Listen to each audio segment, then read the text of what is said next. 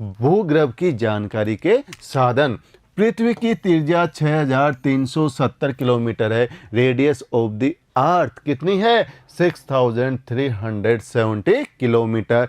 यानी ये त्रिज्या क्या होती है बच्चों? क्या आप देखते हो कि सर इसमें तो भूगोल में तो गणित का काम भी काफ़ी है, तो इतना आपको घबराने की ज़रूरत नहीं है। छोटी सी बात, यानी ये आपकी पृथ्वी है और पृथ्वी के यहाँ से आप केंद्र तक जाओगे तो ये दूरी है आपकी 6370 किलोमीटर। तो इसे कहते हैं हम रेडियस ऑफ द अर्थ। बच्चों इसको लेके आपको भ्रमित होने की ज़रूरत नहीं है। कहीं आपको पुस्तिका में 6371 किलोमीटर मिलेगा, कहीं आपको 6370 किलोमीटर मिलेगा। मगर आपकी जो एनसीईआरटी की पुस्तक है, आपके पाठ्यक्रम में जो पुस्तक लगा रखी है, उसमें दे रखा है आपके 6370 किलोमीटर। यहाँ से देखते हैं हम, यहाँ ये जो क्रस्ट भाग है यानी ऊपरी भाग क्रस्ट है, इस क्रस्ट में यहाँ से लेके और यहाँ कोर तक चलते हैं तो इसकी दूरी है 6371 किलोमीटर, 6370 किलोमीटर या इसको हमने क्रस्ट भूपट्टी, इसको हमने मेंटल और इसको हमने आउटर कोर और इसको हमने इनर कोर के बारे में विभाजन किया। यहाँ पे ये आपका लिथोस्फीयर स्थलमंडल, फिर आपका यहाँ पे एस्टोनोस्फीयर दुर्बलता मंडल, फिर ये आपका मेंटल यहाँ 2900 किलोमीटर तक, फिर 2900 से लेके 6371 तक कोर भाग। कोर को फिर हमने दो भागों में, आउटर कोर और इनर कोर। आउटर कोर है वो लिक्विड है और इनर कोर है वो रिजिड है यानी ठोस है, सॉलिड है। इस प्रकार से हम ऊपरी भाग से लेके क्रस्ट यानी भूपर पट्टी से लेके नीचे तक, जहाँ तक रेडियस कितनी है 6370 किलोमीटर तक, हमने इसको क्रस्ट मेंटल कोर भागों में वर्गीकृत किया। अब देखते हैं, पृथ्वी की आंतरिक परिस्थितियों के कारण यह संभव नहीं है कि पृथ्वी के केंद्र तक पूछकर उसका निरीक्षण कर सके। कोई है ऐसा आप में से महानुभाव जो 6371 किलोमीटर तक नीचे गोता लगा सकता है, जा सकता है? Not possible. ये क्या है? इम्पॉसिबल है, कोई नहीं जा सकता। वहाँ के पदार्थ का कुछ नमूना लेके आ सके। यह आश्चर्य की बात है कि ऐसी परिस्थितियों में मैं भी वैज्ञानिक हमें ये बताने में सक्षम हुए कि भूगर्भ की संरचना कैसी है और इतनी गहराई पर किस प्रकार के पदार्थ पाए जाते हैं। हमने पिछले वीडियो में थोड़ा डिस्कस भी किया था कि जो क्रस्ट है इसमें सियाल की अधिकता है, मेंटल है इसमें सीमा की अधिकता है, और हमारा जो ये कोर है इसके अंदर निफे की अधिकता है। यानी इसमें सिलिका प्लस एल्यूमिनियम पाया जाता है, इसमें सिलिका प्लस मैग्नीशियम पाया जाता है और इसमें निकल प्लस फेरियम पाया जाता है। ये कैसे अनुमान लगाया? हमारे वैज्ञानिकों ने क्या किया? अनुसंधान किए, रिसर्च किए और वो हमारे को बताने में सक्षम हो गए कि भूगर्भ की जानकारी दी हमको कि इसकी संरचना कैसी है और वहाँ पे कैसे कैसे पदार्थ पाए जाते हैं। पृथ्वी की आंतरिक संरचना के विषय में हमारी अधिकतर जानकारी परोक्ष रूप से प्राप्त अनुमानों पर आधारित है।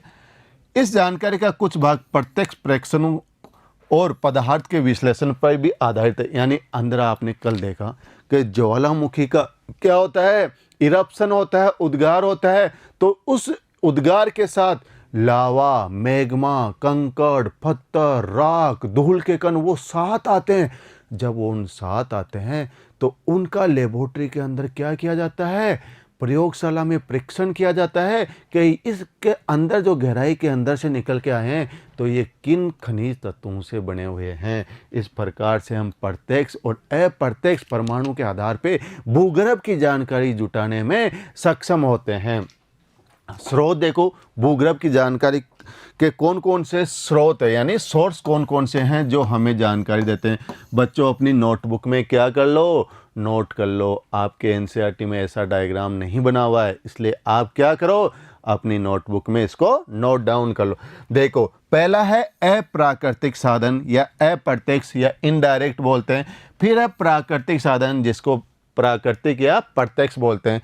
फिर है पृथ्वी की उत्पत्ति से संबंधित सिद्धांतों के साक्ष्य। इसको 1 नंबर दे लो, इसको 2 नंबर दे दो और इसको 3 नंबर दे दो। यानी भूगर्भ की जानकारी देने वाले स्रोत या साधन या सोर्स कौन कौन से हैं? तो पहला लिखो आप अप्रत्यक्ष, दूसरा लिखो पृथ्वी की उत्पत्ति से संबंधित सिद्धांतों के साक्ष्य एविडेंस, और थर्ड लिखो प्राकृतिक या प्रत्यक्ष डायरेक्ट। यानी अप्राकृतिक में क्या क्या पढ़ोगे आप? घनत्व पढ़ोगे, डेंसिटी पढ़ोगे, दबाव पढ़ोगे, प्रेशर पढ़ोगे और क्या, तापमान या तापक्रम, टेम्परेचर के बारे में जानोगे। फिर इसमें देखोगे प्राकृतिक के अंदर ज्वालामुखी के बारे में कि जो ज्वालामुखी से जो उद्गार होता है वो किस प्रकार से होता है और उसके अंदर जो कंकड़ पत्थर, धूल या राख के कण आते हैं वो किन खनिजों की अधिकता होती है, किसमें, प्राकृतिक साधनों के अंदर। बच्चों एक चीज़ मैं आपको यहाँ पे क्लियर करना चाहता हूँ, मैंने इस डायग्राम में क्या नहीं लिखा, भूकंप शब्द नहीं लिखा। क्या नहीं लिखा, भूकंप नहीं लिखा।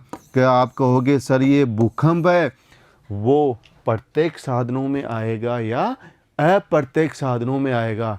तो आपकी जो एनसीईआरटी की पाठ्य पुस्तक है उसके अंदर भूकंप को किस में दे रखा है, अप्रत्येक साधन में दे रखा है।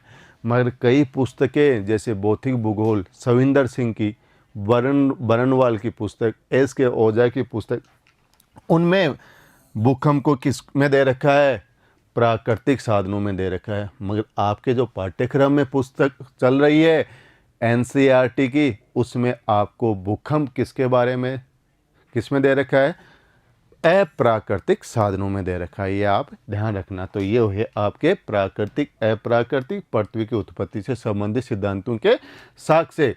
इसको आप यहाँ पे लिख लो, अप्रत्यक्ष, इनडायरेक्ट, यहाँ लिख लो आप प्रत्यक्ष, डायरेक्ट सोर्स।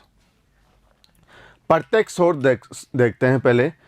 पृथ्वी से सबसे आसानी से उपलब्ध ठोस पदार्थ धरातलीय चट्टानें हैं, अथवा वे चट्टानें जो हमें कहाँ से प्राप्त हो रही है, खनन क्षेत्रों से प्राप्त हो रही है। किन से, जब हम माइनिंग करते हैं तो हम देखते हैं उन चट्टानों में कौन से खनिजों की अधिकता है और उनके अंदर गहराई पे जाने पे किस प्रकार की हमारी भूगर्भ मिलती है, यानी पृथ्वी की आंतरिक संरचना कैसे मिलती है।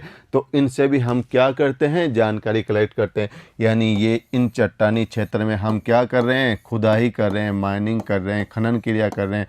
उस खनन क्रिया से हमें पता चलता है जब हम अंदर खुदाई करते हैं 3 से 4 किलोमीटर गहराई तक कि किस प्रकार की पृथ्वी की संरचना है। दक्षिणी अफ्रीका की सोने की खानें 3 से 4 किलोमीटर तक गहरी है। यानी ये आपकी जो दक्षिणी अफ्रीका की सोने की खानें हैं, ये आपकी 3 से 4 किलोमीटर तक गहरी है, ज़्यादा गहरी नहीं है। कितनी है, 3 से 4 किलोमीटर तक ही। और हमने रेडियस कितना पढ़ा था, 6370 किलोमीटर तक।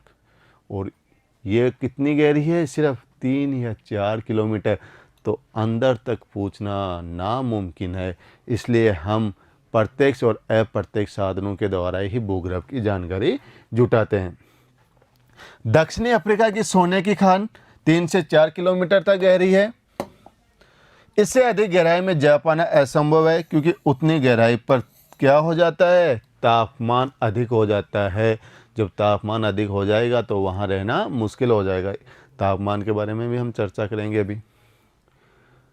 खनन के अतिरिक्त वैज्ञानिक विभिन्न परियोजनाओं के अंतर्गत पृथ्वी की आंतरिक स्थिति को जानने के लिए परपट्टी, क्रस्ट में गहराई तक छानबीन कर रहे हैं। यानी इस क्रस्ट से लेके इस कोर तक क्या कर रहे हैं, छानबीन कर रहे हैं, इनकी जानकारी जुटा रहे हैं। बीच में क्या आ गया था, मेंटल।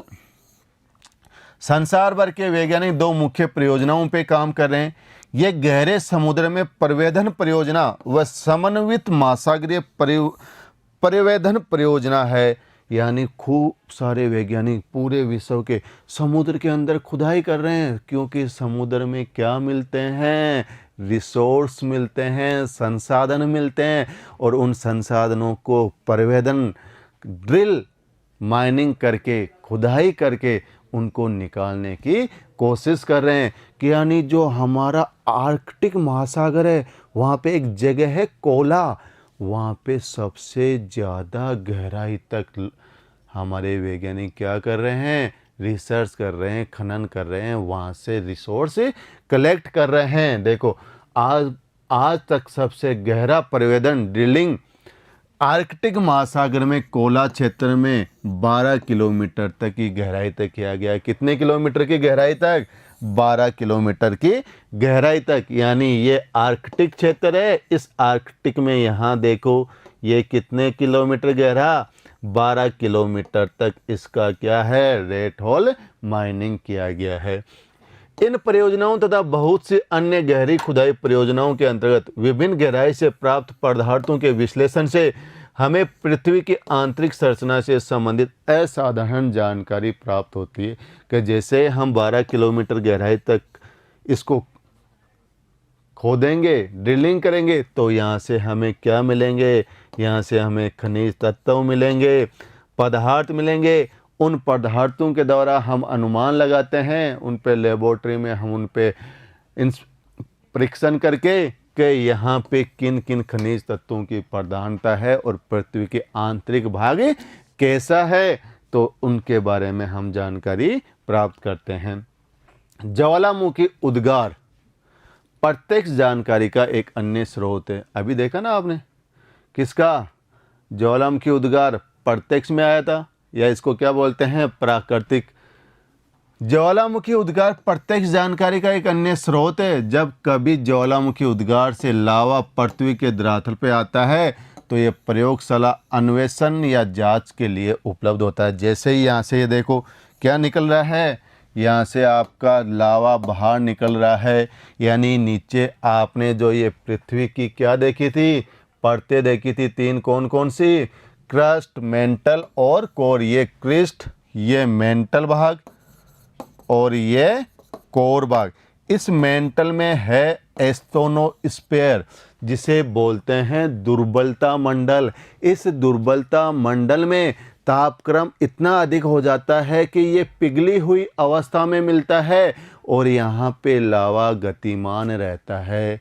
और यह लावा यहाँ से जब प्लेटों की गति होती है, अभिसारी और अपसारी, उनको तोड़ के बाहर आने की कोशिश करता है और उससे क्या होता है, उससे ज्वालामुखी उद्गार होता है। जब ये ज्वालामुखी उद्गार होता है पृथ्वी के आंतरिक भाग से, तो इसके साथ क्या आते हैं, इसके साथ ज्वालामुखी धूल आती है, राख आती है, कंकड़ पत्थर आते हैं, खनिज तत्व आते हैं और ये पूरा का पूरा लावा बाहर निकलता है। जब ये बाहर धरातल पे आ जाता है तो यहाँ पे इनका जमा हो जाता है, पर्वत बन जाते हैं, पठार बन जाते हैं और यहाँ से नमूने इकट्ठे करके क्या ले जाते हैं, प्रयोगशाला के अंदर, और वहाँ इनका क्या करते हैं, खोज करते हैं, रिसर्च करते हैं।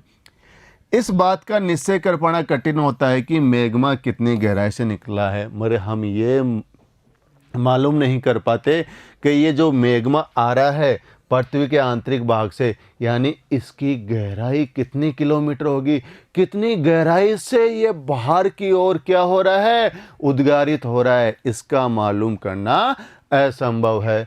अब देखते हैं अप्रत्यक्ष स्रोत, इनडायरेक्ट सोर्स, अप्राकृतिक साधन। लिख लो इसको, या तो इसको क्या कहते हैं, अप्राकृतिक साधन भी कहते हैं, और इंग्लिश में लिखना चाहते हो तो indirect resource, sorry indirect source. अप्रत्यक्ष स्रोत पदार्थ के गुण धर्म के विश्लेषण से पृथ्वी के आंतरिक भाग की अप्रत्यक्ष जानकारी प्राप्त होती है। खनन क्रिया, अभी देखिए हमने पिछले प्रत्यक्ष में, खनन क्रिया से हमें पता चलता है कि पृथ्वी के धरातल में गहराई बढ़ने के साथ साथ तापमान और दबाव में भी वृद्धि होती है। हमने माइनिंग देखा कौन कौन सी, एक तो अफ्रीका की सोने की खानों में और दूसरा आर्कटिक महासागर के कोला ड्रिल। उनमें जैसे ही हम माइनिंग करेंगे, अंदर जाएंगे, तो अंदर जाते हैं तो हमारे तापमान की भी बढ़ोतरी होगी और यहाँ से ऊपर से नीचे की ओर जाएंगे तो दबाव की भी बढ़ोतरी होगी। यानी ऊपरी क्रस्ट, यानी इस क्रस्ट भूभाग से, भू परपट्टी से हम नीचे की ओर जाएंगे तो तापमान और दबाव दोनों का क्या होगी, बढ़ोतरी होगी। इतना ही नहीं, हमें यह भी पता चलता है कि गहराई बढ़ने के साथ साथ पदार्थ का घनत्व भी बढ़ता है। तो कितनी चीज़ें बढ़ रही है, तापमान बढ़ रहा है, दबाव बढ़ रहा है और घनत्व बढ़ रहा है। कहने का मतलब यह है कि हम अप्रत्यक्ष स्रोत के अंदर तापमान, घनत्व और दबाव की भी चर्चा करेंगे, क्योंकि हमने पहले भी डायग्राम में देखा था, प्रत्येक स्रोत में क्या क्या देखा था, तापमान, घनत्व और दबाव। तापमान, दबाव और घनत्व में इस परिवर्तन की दर को आंका जा सकता है। पृथ्वी की कुल मोटाई को ध्यान में रखते हुए वैज्ञानिकों ने विभिन्न गहराइयों पर पदार्थ के तापमान, दबाव, घनत्व के मान को अनुमानित किया गया है। वैज्ञानिकों ने क्या बताया कि कितनी गहराई पे कितना तापमान होगा, कितना दबाव होगा, कितना घनत्व होगा। यानी वैज्ञानिकों ने क्या निकाले हैं, रिसर्च करके कंक्लूजन निकाले हैं, निष्कर्ष निकाले हैं कि भाई ये हम क्रस्ट से लेके जब कोर तक जाएंगे तो उसके घनत्व में, दर में परिवर्तन किस प्रकार से होगा और कितना होगा, तापमान कितना बढ़ेगा, दबाव कितना बढ़ेगा। पहला देखते हैं घनत्व, डेंसिटी। 1878 में पॉइंटिंग नामक विद्वान ने पृथ्वी का औसत घनत्व 5.47 ग्राम प्रति घन सेंटीमीटर बताया।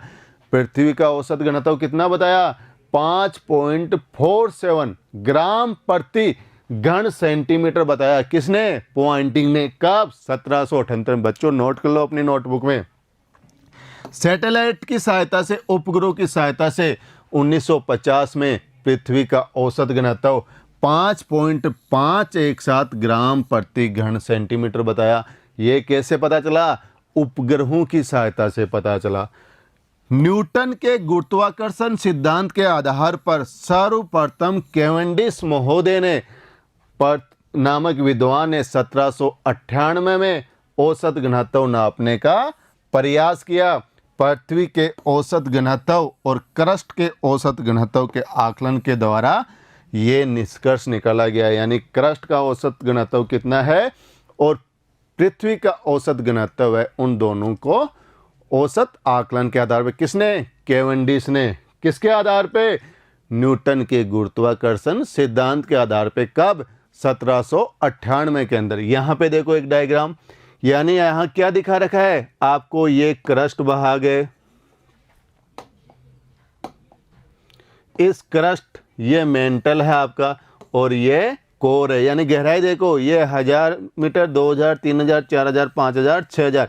यानी ये क्रस्ट की जीरो से लेके यहाँ से लेके यहाँ तक आपने कितना पढ़ा था, 6370 या 71 किलोमीटर पढ़ा था। यानी हमने देखा कि यहाँ पे जीरो क्रस्ट यानी ऊपरी परत, क्रस्ट से लेके यहाँ तक कोर तक 6370 किलोमीटर। और इधर है क्या है, डेंसिटी है, देखो बढ़ता जा रहा है। जैसे जैसे आप यहाँ पे क्रस्ट पे थे कितना है, यहाँ है, फिर यहाँ पे गए, यहाँ ऊपर हो गया, फिर यहाँ देखो, फिर आप ऊपर आए, फिर ऊपर आए, फिर ऊपर आए। जैसे जैसे गहराई में जाते जाओगे तो तुम्हारा जो घनत्व है, पृथ्वी के आंतरिक भाग का घनत्व, वो क्या होता जाएगा, वो बढ़ता जाएगा। इस प्रकार से यानी आप क्रस्ट से लेके कोर तक जाओगे तो घनत्व बढ़ेगा।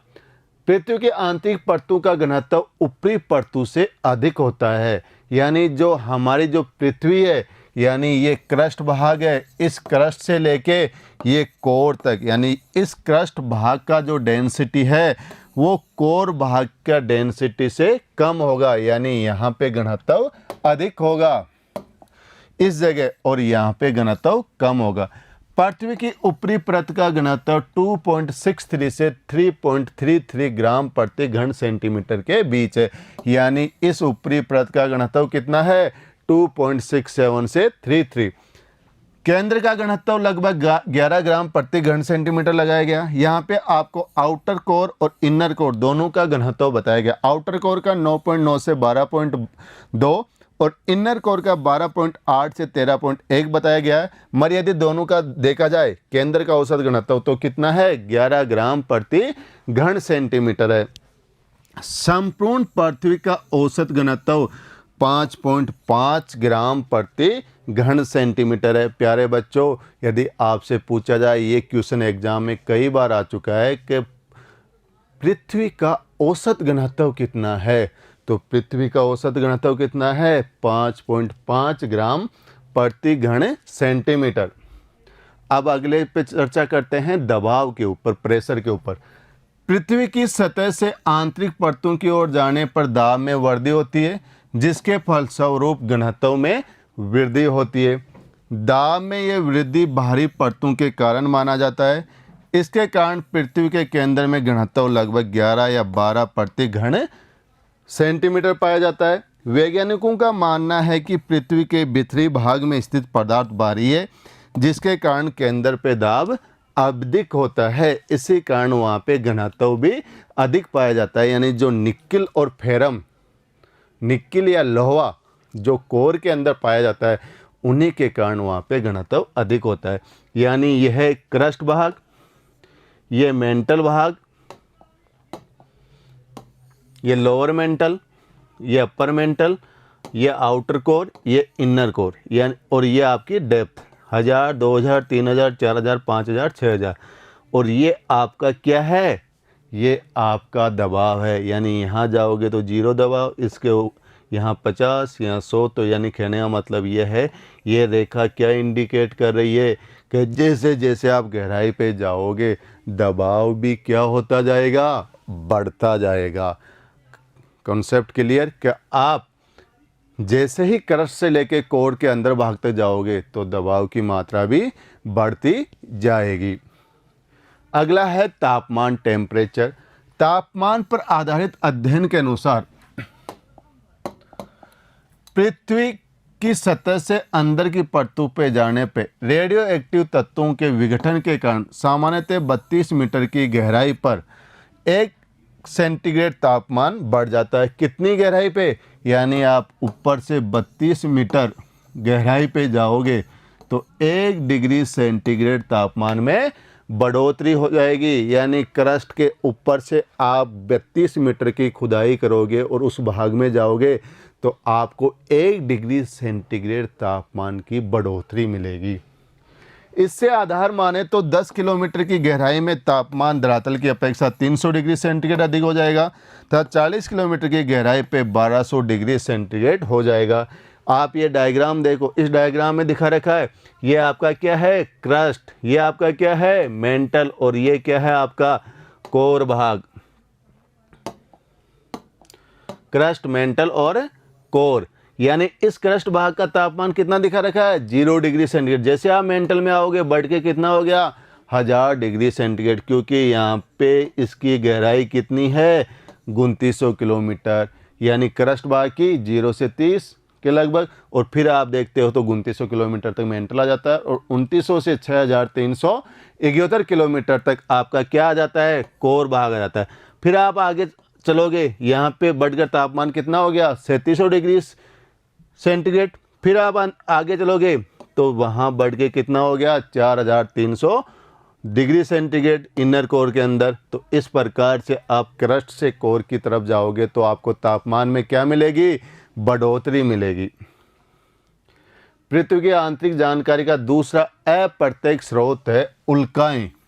जो पृथ्वी की उत्पत्ति से संबंधित साक्ष्य देखा ना आपने, उस पृथ्वी की उत्पत्ति से संबंधित साक्ष्य की चर्चा हम किस में करेंगे, मीटेरियर्स या उल्काओं के अंदर करेंगे। उल्का और उल्का पिंड क्या होता है, जैसे आपने कभी रात को देखा होगा एक तारा टूटता हुआ क्या आता है, नीचे आता है। अब जब वो वायुमंडल से आता है तो घर्षण करता हुआ क्या करता है, जलता हुआ दिखाई देता है, तापदीप दिखता है। तो उसे हम क्या कहते हैं, उल्का कहते हैं, उसे मीटेरियर्स कहते हैं। ये उल्का जब क्या करता है, घर्षण करता हुआ वायुमंडल से नीचे की ओर आता है तो ये पूरा घर्षण नहीं कर पाता और एक ठोस चट्टानी पिंड शेष रह जाता है, और वो कहाँ पे गिर जाता है, धरती पे गिर जाता है। इस प्रकार से तो उसे कहेंगे उल्का पिंड। तो सर ये क्या हुआ कि ये हमें कैसे जानकारी देगा? प्यारे बच्चों, ये तुम्हें कैसे जानकारी देगा, ये जब उल्का पिंड है तो इसका क्या किया जाएगा, इसका प्रयोगशाला में अन्वेषण किया जाएगा, रिसर्च किया जाएगा, इस पर शोध किया जाएगा। क्योंकि ये जो चट्टानी पिंड है वो क्या है, पृथ्वी भी एक चट्टानी पिंड है, तो इनसे आपस में मिलता जुलता है। तो इस प्रकार से हम निष्कर्ष निकालेंगे भाई किस प्रकार से ये खनिजों से बना हुआ था। देखो, पृथ्वी की आंतरिक जानकारी के लिए उल्काओं का अध्ययन जरूरी है। पीछे चलते हैं। जो कभी कभी धरती पूछता है, हमें यह भी ध्यान रखना चाहिए कि उल्काओं के विश्लेषण के लिए उपलब्ध पदार्थ पृथ्वी के आंतरिक भाग से प्राप्त नहीं होते। उल्के तो कहाँ से आते हैं? उल्काएं पिंड तो आसमान से आते हैं। और हम किससे अध्ययन कर रहे हैं? पृथ्वी के आंतरिक भाग से। कोरिलेट करो बच्चों, देखो कोरिलेट करते हैं कि उल्काओं के विश्लेषण के लिए उपलब्ध पदार्थ पृथ्वी के आंतरिक भाग से नहीं आते, परंतु उल्काओं से प्राप्त पदार्थ और उनकी संरचना पृथ्वी से क्या है? मिलती जुलती है। ये उल्काएं हैं वैसे ही पदार्थ के बने ठोस पिंड होते हैं जिनसे हमारा ग्रह कौन सा है? पृथ्वी, द अर्थ। हम कौन से प्लेनेट पे रहते हैं? पृथ्वी ग्रह पे रहते हैं। तो हमारा ग्रह भी उनसे क्या है? मिलता जुलता है, या हमारा ग्रह भी उनसे ही बना है। अतः पृथ्वी की आंतरिक जानकारी के लिए उल्काओं का अध्ययन क्या हो गया? महत्वपूर्ण हो गया। अन्य अप्रत्यक्ष स्रोतों में हम गुरुत्वाकर्षण, चुंबकीय क्षेत्र व भूकंप संबंधी क्रियाएं शामिल है। आ गया भूकंप वर्ड। अभी पहले चर्चा की थी कि भूकंप किस में है? कुछ किताबों में तो आपको प्रत्येक स्रोत में मिलेगा, मगर आपकी एनसीईआरटी में भूकंप किस में दे रखा है? अप्रत्यक्ष स्रोत में दे रखा है। भूकंप संबंधी क्रियाएं शामिल है। पृथ्वी के धरातल पर भी विभिन्न अक्षांशों पर गुरुत्वाकर्षण बल एक समान नहीं होता। यानी जो ग्रेविटेशनल फोर्स है, ये जो हमारी पृथ्वी है, ये हमारे अक्षांश है। अक्षांश और देशांतर पढ़े थे ना आपने। ये इन अक्षांशों पे ग्रेविटेशनल फोर्स बराबर नहीं होता। यह गुरुत्वाकर्षण बल ध्रुवों पे अधिक होता है और भूमध्य रेखा पर कम होता है। यानी इस 0 डिग्री भूमध्य रेखा पे गुरुत्वाकर्षण बल क्या होगा? कम होगा। और ध्रुवों पे क्या होगा? अधिक होगा। क्या? Gravitational force. पृथ्वी के केंद्र से दूरी के कारण गुरुत्वाकर्षण बल ध्रुवों पर अधिक और भूमध्य रेखा पर कम होता है। गुरुत्व का मान पदार्थ के द्रव्यमान के अनुसार बदलता है। पृथ्वी के भीतर पदार्थों का असमान वितरण भी इस भिन्नता को प्रभावित करता है। अलग अलग स्थानों पर गुरुत्वाकर्षण की भिन्नता अनेक अन्य कारकों से भी प्रभावित होती है। यानी हर जगह गुरुत्वाकर्षण बल अलग अलग होता है। इसे हम गुरुत्व विसंगति कहते हैं। इस भिन्नता को गुरुत्व विसंगति माना जाता है। गुरुत्व विसंगति हमें भूप्रपट्टी में पदार्थ के द्रव्यमान के वितरण की जानकारी देती है। चुंबकीय सर्वेक्षण भी भूप्रपट्टी में चुंबकीय पदार्थ के वितरण की जानकारी देती है। भूकंपीय गतिविधियां भी पृथ्वी की आंतरिक जानकारी का एक महत्वपूर्ण साधन है। कौन? भूकंपीय गतिविधियां। और इन भूकंपीय गतिविधियों के बारे में हम विस्तार से अगला पार्ट बनाएंगे। जो पार्ट 3 होगा उसमें सविस्तार से विवेचना करेंगे। तो प्यारे बच्चों, हम क्या कर लेते हैं, एक बार समराइज कर लेते हैं पूरे चैप्टर को। तो आप अपने मस्तिष्क को केंद्रित करके सुन लीजिए। हमने क्या देखा कि भूगर्भ की जानकारी देने वाले कौन से साधन है, उनको हमने 3 भागों में वर्गीकृत किया। किन किन भागों में? प्रत्यक्ष साधन, अप्रत्यक्ष साधन और पृथ्वी के उत्पत्ति से संबंधित सिद्धांतों के साक्ष्य के रूप में। प्रत्यक्ष साधन में हमने खनन को देखा, गहरे खड्डा खोदा या अंदर तक हमने क्या की? माइनिंग की। चट्टानों को देखा। और क्या देखा? ज्वालामुखी को देखा। फिर चलते हैं किसके ऊपर? अप्रत्यक्ष साधनों पे। अप्रत्यक्ष में हमने क्या देखा? अप्रत्यक्ष में घनत्व की चर्चा की, दाब या दबाव की चर्चा की और तापमान की चर्चा की। इसके अलावा हमने भूकंप को भी शामिल किया, चुंबकीय सर्वेक्षण को भी शामिल किया। किसके अंदर? अप्रत्यक्ष स्रोत के कारण। और इसी में जो पृथ्वी की उत्पत्ति से संबंधित सिद्धांतों के साक्ष्य थे, उल्कापिंड, उसको भी हमने शामिल किया, इनके बारे में चर्चा की। और जो हमारा एक महत्वपूर्ण भूकंपीय गतिविधियां रह गई, भूकंप के बारे में सविस्तार से विवेचना हम अगले पार्ट में करेंगे। तो बच्चों, इस पार्ट को जो भूगर्भ की जानकारी देने वाले साधन है, इनको आराम से देखिए, सुनिए, समझिए और अपनी नोटबुक में नोट करते रहिए। Thank you.